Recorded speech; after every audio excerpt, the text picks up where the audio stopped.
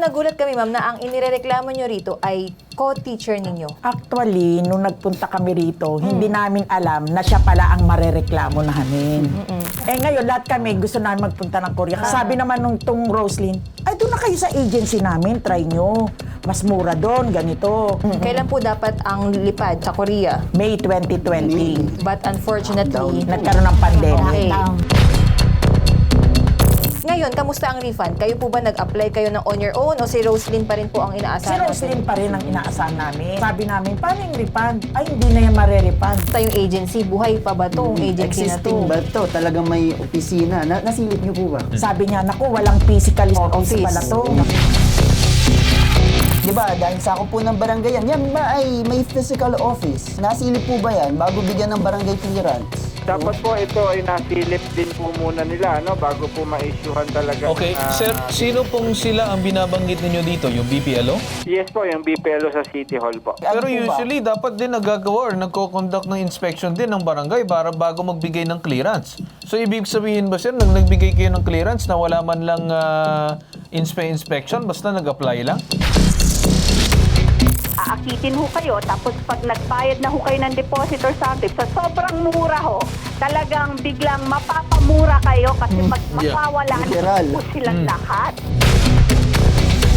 Paano ba kayo nagkaayaan na pupunta po kayo ng Korea? Kasi di ba Nag-imbita? nagkaroon ng hype ng Korean Apo. drama? Oh, tama ang aking assumption kanina. Korean drama. Eh ngayon, lahat kami gusto namin magpunta. Sabi naman nung tong Roslyn, ay doon na kayo sa agency namin, try nyo. Mas mura doon. Siyempre, tiwala kami. Tsaka tong co-teacher naman namin na to, mabait naman to. Hindi kami nag-iisip ng Masama. iba dyan. Sila po ang may ugnayan dun sa Oo, agency. oo. Siya po ba ang naningil sa inyo? Yes, yan. Ang nabayad namin parang 169,000. Ang nailabas ng grupo para sa Korea tour na to. Okay po.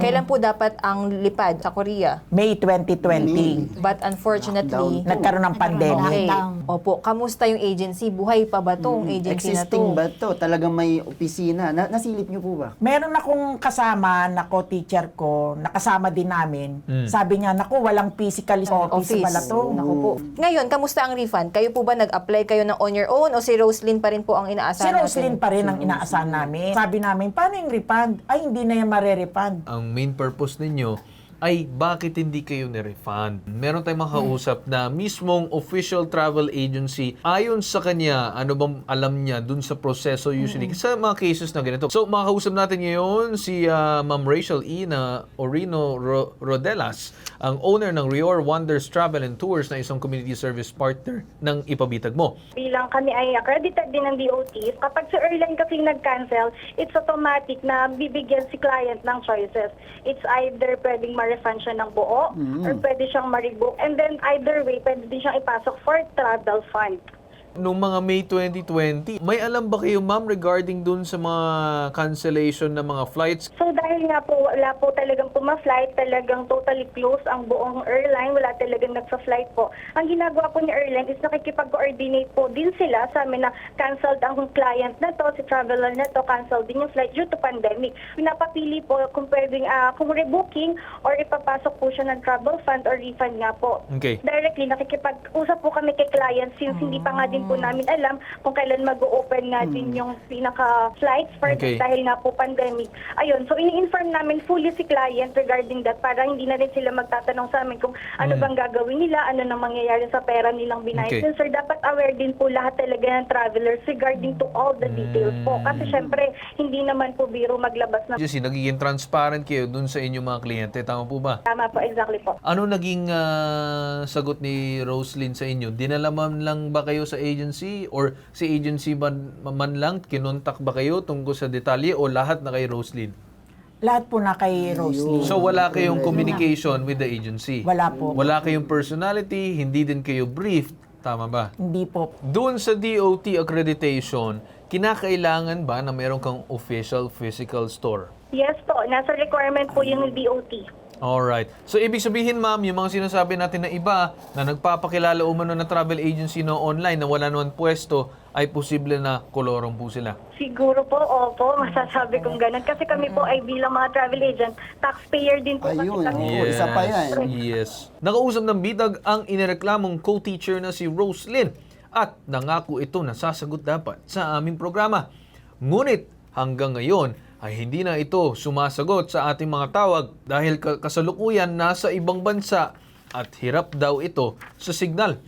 Pero ayon sa kanya, hindi niya inalok sina Remedios at iba pang guro na kumuha ng nako. Umalma na yung mga teachers natin. Na kumuha ng package sa travel agency. Yan ang sinabi ni Roslyn, okay?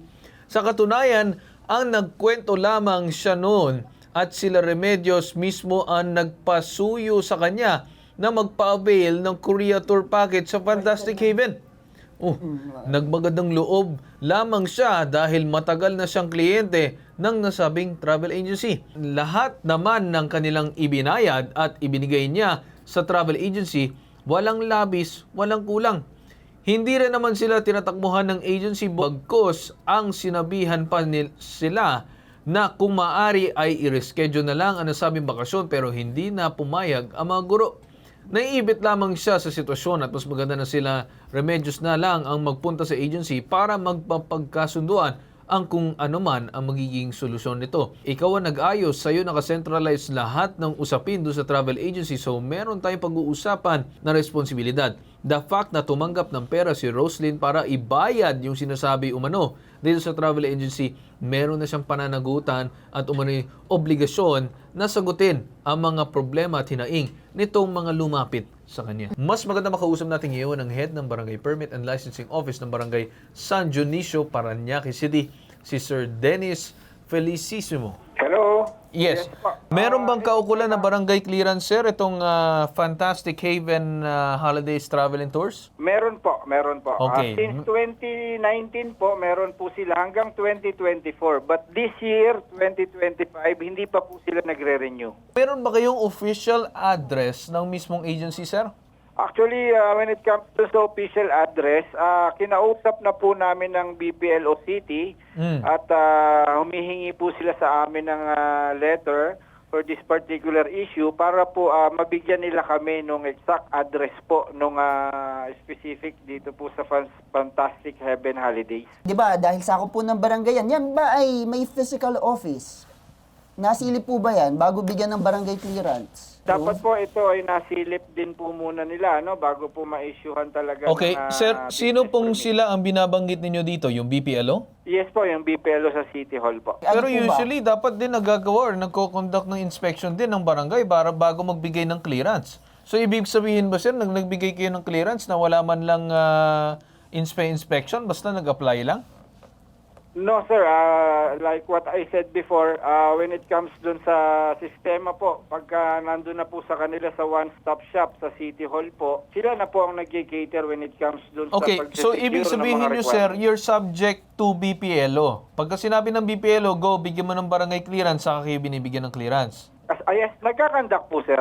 Alright, nagkakandak. Pero ang problema, nalusutan kayo nitong Fantastic Haven Holidays Travel and Tours na umano'y sinasabi na wala daw pwesto. Yun po sir talaga ang aming inaalam. Pare-pares din po tayo, talaga Sir sa Dennis, ngayon. napapakamot ng ulo dito. Kasi sa inyo po nanggaling, may clearance. Pero hindi na alam kung nasa ng opisina. Doon Yes. po kami nagtataka. Kasi technically, dapat ibabato namin sa inyo yung mga complainant para bisitahin po sana, samahan po yung mga teacher dito na bisitahin yung agency. Sabi mo may barangay clearance, pero hindi nyo alam kung nasa ng opisina. Medyo questionable po sa amin yun. Makikipag-cooperate kami sa inyo at kahit po after this phone call, sikasuhin ko pa. I will try to locate on this establishment kung saan po talaga sila sa naka-address itong Yes, pero sir, sana bago kayo magbigay ng clearance, magkaroon ng official vetting. Meaning, check nyo muna lahat, sisiguraduhin nyo na lehitimong business ito na hindi magagamit ang inyong permit na posible sa pagloloko ng ibang tao. Yes po sir, ayusin po natin yan at sisiguraduhin ko po na makikipagtulungan po ang aming barangay para po sa issue na yan. Tawagan natin ngayon itong si Marigel Tan Kiang, President ng Philippine Travel Agencies Association. Yung mga kailangan ho kasi, bago ho kayo bumili ng ticket, my suggestion is always to go to their physical office para siguraduhin ho na talagang legitimate ho yung business na yon. Kahit na ano naman ho na nagbebenta, aakitin ho kayo, tapos pag nagbayad na ho kayo ng deposit or something, bigla na lang ho maglalaho. Dapat ho, tayo ho, mga consumers, dapat ho mas alerto. Sa sobrang mura ho, talagang biglang mapapamura kayo kasi mawawala Literal. na po silang lahat. Meron bang umano'y kahit anong record sa inyo itong Fantastic Haven Holidays Travel and Tours sa inyong association? Sinek ko ho, no, so wala ho, hindi ho yan member ng PTAA. Yung meron ho tayong mga complainants, I would highly suggest na magpa-blatter ho muna sa barangay para ho next time na kumuha ng permit or something, meron ho talaga siya, or pwede ho iakyat sa lupon or something like that. Ang suggestion ko ho, dapat silang tatlo ho or something magharap-harapan para Yeah. alam ho nila kung ano ho nangyayari. Pausapin na natin ngayon si Attorney Batas Mauricio, ang ating Bitag resident lawyer. Medyo makasalimuot po yung issue sapagkat nilitaw po dito yung prinsipyo na tinatawag nating act of God or force majeure. Isang pangyayari na wala namang kinalaman ng tao at walang kapangyarihan ng tao na pigilin o di kaya gawin. Katulad po nung binabanggit kanina pa, dahil daw po di umano sa pandemic kaya hindi natuloy yung biyahe. Pareho pong walang pagkakasala si tour company at saka po itong mga nagrereklamo sa atin dito sa Equavitag mo. In which event, dahil force majeure po yan, act of God, walang may kasalanan, walang gumawa nito para magkaroon ng ganito, padikan po ng pera. Sulian ng pera na tinanggap o kung ano pa man yung Yes. ibang mga benepisyo. Yung po Yes. yung dapat maintindihan ni kumpanya. Yes. Ikalawa, kakatwa po yung barangay, Ginoong Cartulfo, tungkulin po nila magsaliksik, tungkulin po nilang alamin kung doon sa kumpanya barangay clearance sa kanila, sa loob ng kanilang jurisdiction. Hindi po pwede, basta mag-i-issue lang si barangay ng barangay Yes. clearance pa na. Sakop. Hindi. Oh. May graft and Yes, corruption po yun sa barangay. Yung pagbibigay ng hindi makatwirang biyaya sa isang kumpanya na hindi man niya alam kung nasasakupan niya o hindi, pero binigyan ng clearance para po makapagnegosyo. Yung po yung Yeah. unwarranted benefits na pinaparusahan. Yeah. Yung pong refund na ito, maliwanag po na ang tumanggap ng pera, yun po ang may tungkuling magbalik. Pero wala namang kasalanan itong mga complainant natin. Yes. Wala namang kinalaman doon sa pagkakaroon ng COVID. So talaga naman po, kung hindi nagampanan ni kumpanya yung kanyang tungkulin dahil sa COVID, force majeure, act of God, ay lalong hindi naman po kasalanan ng ating mga complainants na hindi sila nakapunta dahil nga merong act of God, Yes. yung pong COVID-19. Yes. So kailangan ibalik po yung perang yan. Yes sir. Kailangan po ng demand letter dito pong ating mga panauhin. Sa part nung co-teacher nila na si Roslyn, yun po ba ay kailangan din nilang habulan o didirekta po sila sa kumpanya po? Silang lahat po dapat Silang habulin. lahat. Tama. Alright. Yung agency Damay-damay na po, at saka oo. po itong nag-ahente. Oo. Okay. So, madami pa tayong pwedeng tingnan dito, Sir Carl. Actually, pwede nating ipagpatuloy. Kasi Yes. sabi nyo, baka busy lang si Miss Roslyn. Pwede natin i-part 2 ito na kung saan hahanapin din natin, posibleng hanapin yung sinasabing agency para alamin kung anong nangyari. At papaalam kami pero hindi dito nagtatapos ang inyong reklamo na kung saan tatrabahuin namin to para posible makipag-coordinate sa barangay and sa BPLO para hanapin itong agency at yung mismong si Roslyn. So siguro lang banggitin ko, magkakaroon tayo ulit ng part 2 para sa reklamo na ito. So abangan yan. So ito nag-iisang pambansang sumbungan, tulong at serbisyong may tatak, bitag, ilalaban ka digiiwan, itong hashtag ibobitag mo.